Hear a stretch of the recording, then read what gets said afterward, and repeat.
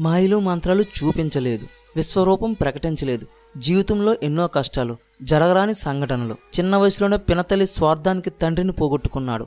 పట్టాభిషేక ముహూర్తానికే అడవుల బాట పట్టాడు. తోడుగా ఊరటగా నిలుస్తుందనుకున్న భార్యకి దూరమయ్యాడు. కారడవుల్లో కన్నీళ్లతో వెతికాడు. అంతులేని దుఃఖాన్ని గుండెల్లో మోస్తూనే రాక్షసవధ చేశాడు. అందరిలాగే ఉద్వేగాలు, ఆలోచనలు, ఆవేదనలను అనుభవించాడు. లోకమంతా తనను దేవుడని కీర్తిస్తున్నా తాను మాత్రం నిస్పష్టంగా దశరథుని కుమారుడనైన రాముడిని మాత్రమే అని ప్రకటించాడు.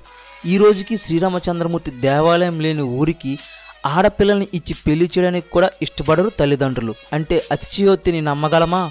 అయినా లోకమంతా ఆయన ఎందుకు ఆదర్శంగా తీసుకుంది?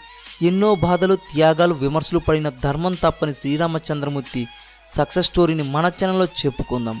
అలాగే అందరికీ శ్రీరామనవమి శుభాకాంక్షలు. అలాగే ఈ వీడియోని కేవలం శ్రీరామచంద్రమూర్తిని ఒక వ్యక్తిగా భావించి చెప్తున్న వీడియో మాత్రమే. అలాగే ఈ వీడియో పట్ల మీ అభిప్రాయాలను కామెంట్ సెక్షన్లో కామెంట్ చేయండి. అన్నిటికంటే ముందు ఈ వీడియోకు చిన్న లైక్ ఇచ్చేయండి. మరింత ఆలస్యం వీడియోలోకి వెళ్ళిపోదాం. ఆయన ధర్మాన్ని సంపూర్ణంగా ఆచరించాడు. ధర్మానికి రూపాన్నిస్తే రాముడు రూపం వస్తుందన్నంత పవిత్రంగా జీవించాడు.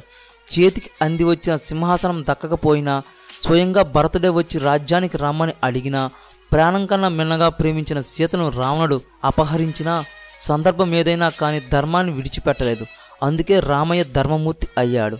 లోకానికి ఒకే ఒక్కడుగా నిలిచాడు. తండ్రి మాట కోసం వనవాసానికి సీతాలక్ష్మణులతో కలిసి బయలుదేరాడు శ్రీరామచంద్రుడు. అయోధ్యలో పుత్ర వినియోగ దుఃఖంలో దశరథుడు మరణించాడు. మేనమామ ఇంట్లో ఉన్న భరతుడు వచ్చి దశరథునికి అంత్యక్రియలు పూర్తి చేశాడు. అన్నం వెతుక్కుంటూ అరణ్యానికి వెళ్ళి తండ్రి మరణ వార్త తెలియజేశాడు. కుప్పకూలిపోయాడు రామయ్య. పెద్ద కుమారుడినైన తండ్రికి ఉత్తరక్రియలు చేయలేకపోయానని బాధపడ్డాడు. అక్కడికక్కడే శాస్త్రబద్ధంగా తండ్రి రూపానికి ఉత్తరక్రియలు చేసి పిండితో పిండాలు చేసి దర్భ మీద ఉంచబోయాడు. ఇంతలో బంగారు కంకణాలు ధరించిన ఓ హస్తం రాముడి ముందుకు వచ్చింది. తాను దశరథుడనని పిండం తన చేతిలో పెట్టమని వాణి వినిపించింది. కానీ రాముడు ఇందుకు ఒప్పుకోడు.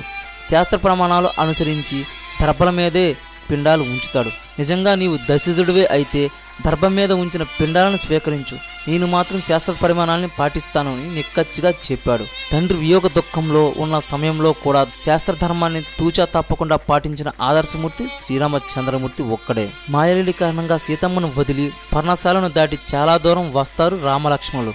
అదే అదునుగా భావించిన రావణుడు మాయావేషంలో వచ్చి సీతమ్మను అపహరిస్తాడు. ఇదంతా గమనించిన జటాయువు రావణుని అడ్డగిస్తాడు.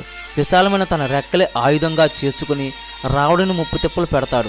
సహనం నశించిన రావణాసుడు జటాయువు రెక్కలు నరికివేస్తాడు. రెక్కలు తెగిన ఆ జటాయువు పక్షి నేల కూలుతాడు.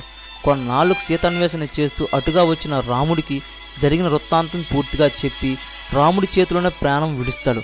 తనకు క్షేమం కలిగించడానికి ప్రాణాలకు తెగించిన జటాయువును ఆప్తుమిత్రుగా స్వీకరించి అతడికి ఉత్తరక్రియలు స్వయంగా నిర్వహిస్తాడు. రామయ్య క్షత్రియుడు, చేస్తున్నది వనవాసం, మరణించింది పక్షి. అయినప్పటికీ జటాయువుకి తాను స్వయంగా ఉత్తరక్రియలు చేసి స్నేహధర్మానికి అసలైన అర్థాన్ని ఆచరణాత్మకంగా ప్రకటించిన మహనీయుడు శ్రీరామచంద్రమూర్తి. వాలి తన తమ్ముడైన సుగ్రీవుని భార్యను చెరపట్టాడు. తమ్ముడి భార్య కొడలతో సమానం, మామగారు తండ్రితో సమానం. తండ్రిలాగా కాపాడాల్సిన తమ్ముడి భార్యను కామంతో వాలి కోరుకున్నాడు. అంతేకాదు వాలి వనచరుడు. క్రూరత్వం కలిగిన వనచరులను వేటాడడం క్షత్రియ ధర్మం. అంతేకాదు ఎదుటివారి బలాన్ని తగ్గించే వరమాల వాలి మెడలో ఉంటుంది. దాన్ని ధరించిన సమయంలో వాలి ఎదుటి ఎవరు నిలిచినా వారిని శక్తి క్షీణిస్తుంది. కాబట్టి రాముడి చెట్టుచాటున దాగి వాలిపై బాణాన్ని ప్రయోగించాడు. ఇది యుద్ధ ధర్మం. వాలివధ ఘట్టంలో రాముడు క్షత్రియ యుద్ధ ధర్మాలను మాత్రమే పాటించాడు. రావణ సంహారం తర్వాత విభీషణుడు రాముని వద్దకు వచ్చి ఉత్తరక్రియలు నిర్వహించేందుకు అన్నగారి పార్థివ దేహాన్ని ఇమ్మని అడుగుతాడు. అప్పుడు శ్రీరామచంద్రుడు, విభీషణ, శత్రుత్వం ఎంతటిదైనా అది చావుతో ముగిసిపోతుంది. సంధి కుదరకపోవడం వల్ల యుద్ధం చేయాల్సి వస్తుంది. మీ అన్నగారికి ఆచార విధి ప్రకారం ఉత్తరక్రియలు జరిపించు. ఇక నుంచి ఈయన నీకు మాత్రమే కాదు నాకు అన్నగారే అంటాడు. ఇది శ్రీరామచంద్రమూర్తి ధర్మ పరివర్తన. సీతను రాముడికి అప్పగించమని హితబోధ చేసిన విభీషణుడికి రాజ్య బహిష్కరణ శిక్ష వేస్తాడు రావణుడు. సముద్ర తీరంలో అపారమైన వానరసేనతో ఉన్న రామచంద్రమూర్తికి శ్రీరామచంద్రమూర్తి పాదాలను ఆశ్రయిస్తాడు విభీషణుడు. మరో ఆలోచన లేకుండా విభీషణుడికి అభయం ఇస్తాడు రామయ్య. అంతేకాదు రావణుడిని చంపి విభీషణుడిని లంకారాజ్యానికి రాజును చేస్తాడని ప్రతిజ్ఞ చేస్తాడు. కానీ సుగ్రీవులు మొదలైన వారికి ఇదంతా ఇష్టం లేదు. ఏకాంతంగా ఉన్న రామయ్య దగ్గరకు వెళ్లి విభీషణుని నమ్మవద్దని చెబుతాడు. అతడు రావణాసుడి దూత అంటూ హెచ్చరిస్తారు.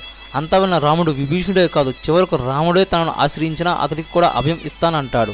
ఆశ్రయించిన ప్రాణాలకు రక్షణ కల్పించడం క్షత్రియ ధర్మం, దయాధర్మం కూడా.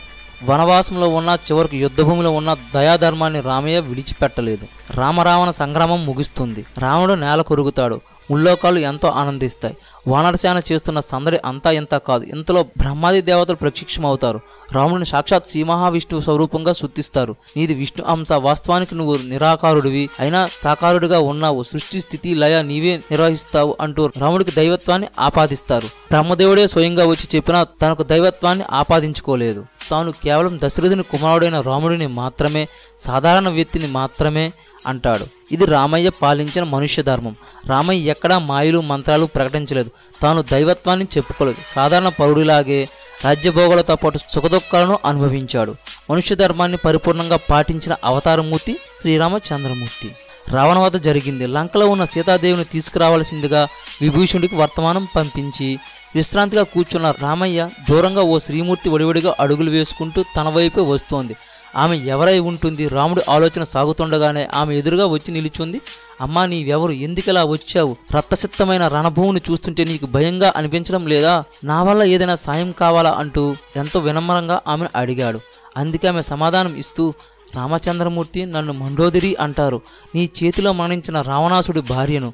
రామా, నీవు ధర్మమూర్తివని, ఏకపత్నీవ్రతుడని, సీతను తప్ప మరే ఇతర స్త్రీ పేరు కూడా తలచవని విన్నాను. నా భర్త అనేక మంది స్త్రీలను చెరపట్టాడు.